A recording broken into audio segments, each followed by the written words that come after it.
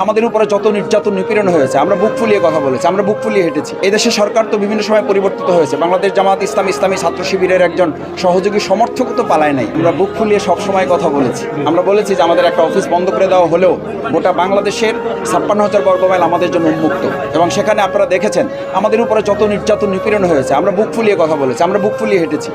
আমরা মানুষের কথা, অধিকার আদায়ের জন্য আমরা কথা বলেছি।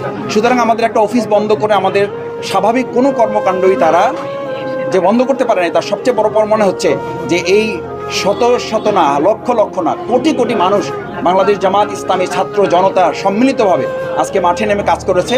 এর অর্থই হলো একটা আদর্শকে মোকাবেলা করা, একটা রাজনৈতিক দলকে আপনি সন্ত্রাস দিয়ে মোকাবেলা করতে পারেন না, অফিস বন্ধ করে মোকাবেলা করতে, ফাঁসি দিয়ে মোকাবেলা করতে পারবেন না, গ্রেপ্তার করে নির্যাতন করে গুম করে আপনি মোকাবেলা করতে পারবেন না।